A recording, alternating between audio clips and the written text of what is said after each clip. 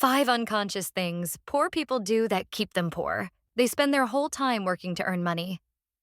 This might sound contradictory at first. Isn't working hard supposed to be the path out of poverty? But there's a crucial distinction between working in your life versus working on your life. And many people in poverty fall into a trap where constant labor prevents the strategic thinking needed for advancement. When someone's poor, every waking hour feels like it should be spent earning money. People work multiple jobs, take every overtime shift, or hustle constantly just to cover basic expenses. This seems logical. More hours equals more money. But this creates a paradox. They're so busy working for money that they have no time to learn how to make money work differently or more efficiently. They don't invest in business that bring value to their community. This pattern reveals a critical disconnect between where poor people put their limited resources and where lasting wealth is actually built, through creating value that others are willing to pay for consistently. Poor people often remain trapped in a purely consumer relationship with their community. They spend money at businesses but never think about becoming the business. Every dollar flows out to buy products and services, but none flows back in through ownership or value creation. They see themselves as workers and customers, not as entrepreneurs or problem solvers who could capture some of that economic activity. They spend money in a diminishing pattern.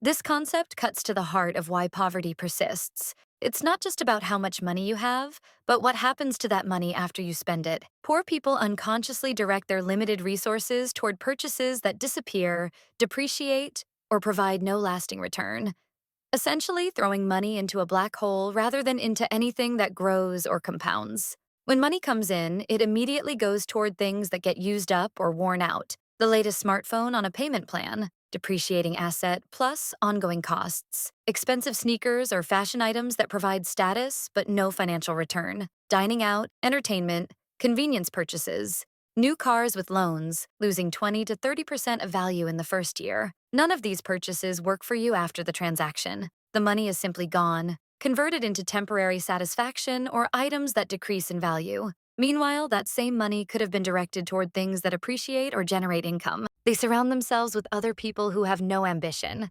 Your network largely determines your net worth. Poor people typically associate only with others who are also struggling, which means they're surrounded by the same limiting beliefs, lack of opportunity awareness, and resource scarcity. They don't have access to mentors who've built wealth, friends who can offer business opportunities or job referrals, or exposure to how financially successful people think and operate. The echo chamber of poverty reinforces poverty mindsets and behaviors. They live at exactly the amount they earn, or sometimes even higher. This is perhaps the most insidious unconscious trap that keeps poor people poor. Their expenses automatically expand to match or exceed whatever income they have. No matter how much they earn, they end up at zero or negative every month, which means wealth never accumulates and they're perpetually one emergency away from crisis. Parkinson's law of money. Just as work expands to fill the time available, spending expands to consume the income available. When someone earning $2,000 a month gets a raise to $2,500, they don't end up saving $500. Within weeks, their lifestyle quietly adjusts upward, and they're still breaking even. New subscriptions appear, grocery choices upgrade, small indulgences become regular habits. The extra money vanishes without conscious decision-making.